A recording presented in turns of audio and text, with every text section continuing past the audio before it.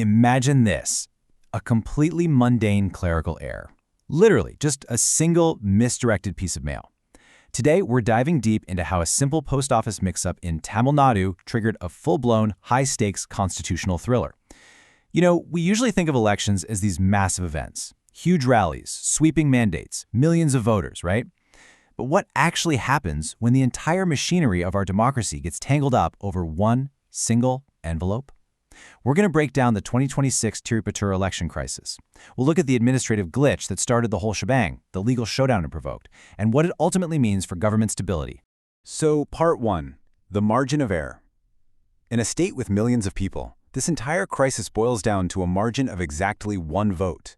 Let's look at how this happened. Okay, so we're dealing with what you could call the classic two-tier bus tours problem. You've got constituency number 50 up in the north and constituency number 185 down in the south. And yep, they are both named Tiruppattur.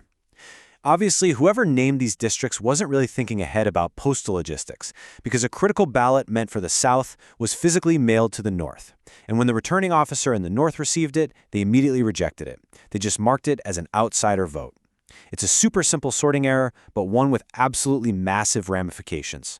Now, looking at the sheer geographic distance between these two totally distinct districts, the postal mix-up is, well, it's kind of understandable, but it's also completely devastating for the candidate who desperately needed that exact vote. DMK candidate K.R. Periyakarpan argues that this valid but lost ballot was meant for him. And here's the kicker. If that single rejected ballot had been counted in his favor, it would have perfectly tied the tally against the TVK candidate Srinivasa Sethupathi. And a tied election? Well, that introduces one of the absolute most fascinating mechanisms in our entire electoral rulebook. So the crucial point here is the almost analog absurdity of our modern democracy. If that vote had been counted and the election ended in a dead heat, it wouldn't be decided by a recount or a revote. No. It would be resolved by Rule 63 of the Conduct of Election Rules 1961. We are talking about literally pulling a name out of a hat. If the counting ends in a tie, the returning officer decides the winner by drawing a lot. The candidate whose name gets drawn is legally deemed to have received one additional deciding vote. It's wild, right? A game of absolute chance deciding actual legislative representation? And the timeline here is just blistering. Let's trace this out. On May 4th, TVK declares victory with their alliance securing 120 seats. Flash forward to May 10th, and Chief Minister Joseph Vijay is taking the oath of office. But the clock is ticking, because just one day later, on May 11th, a special High Court hearing is convened specifically to address this Tiruppattur ballot error. And all of this is racing toward a mandatory floor test scheduled for May 13th, where the new government absolutely has to prove its 118-seat majority. The speed at which this whole thing transitioned from a local counting hall directly to the high courts is just staggering. As the crisis scales up, the legal battle lines get drawn pretty clearly. The DMK leans heavily on Article 226 of the Constitution, which grants the High Court the power to issue writs.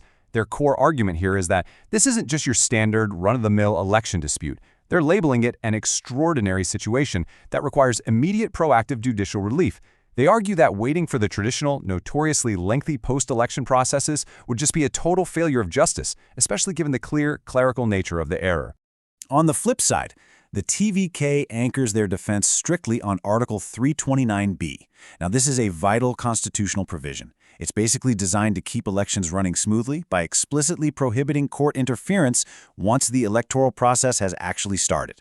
So TVK argues that the court simply cannot legally pause the democratic machinery now that the voting has concluded. According to them, the only valid route for anyone upset with the result is to file a standard election petition. But that's a tedious legal process that can leave a constituency hanging in limbo for years. But looming over both of these arguments and creating this incredible constitutional tug-of-war is the heavy weight of Article 142. This is an extraordinary power, and it's held exclusively by the Supreme Court of India. It basically allows the highest court to bypass standard statutes and procedural roadblocks to deliver what they call complete justice in any matter pending before it. So if the lower courts are paralyzed by this clash between Article 226 and 329B, Article 142 is kind of the ultimate trump card. Theoretically, it could be invoked to resolve the crisis instantly. Now, this brings us to a really fascinating comparative precedent, the 2024 Chandigarh mayoral election. In Chandigarh, the Supreme Court actually did use Article 142 to instantly overturn the results. But look at the stark contrast here. Chandigarh involved deliberate defacement. We're talking blatant fraud caught explicitly on CCTV video. Tiruppattur, on the other hand, is just a clerical postal mix-up, evidenced by postal tracking and a simple rejection letter. While Chandigarh sought immediate Supreme Court intervention, the Tiruppattur remedy is currently pending in the High Court. So it asks a huge question. Does a simple bureaucratic postal glitch really warrant the exact same extraordinary judicial intervention as deliberate electoral fraud? Zooming out to the macro level for a second, the overall stability of the government relies on some very specific math. As you can see, the TVK and its allies are sitting comfortably at 120 seats. The DMK holds 59, and the AIDMK holds 47. Now, the absolutely crucial number to remember here is the majority mark, which is 118. This means that even with the Tiruppattur seat in total chaos and these legal battles raging on, the TVK alliance still maintains a secure buffer of 2 seats right above that majority line. And that built-in buffer is huge, because it guarantees stability under a really famous critical legal principle known as the S.R. Bommai Doctrine. Established by the Supreme Court back in 1994, this doctrine mandates that a government's majority must be tested and proven solely on the floor of the House. It was specifically designed to prevent governors from arbitrarily dismissing governments based on external claims or, say, single-seat disputes like this one.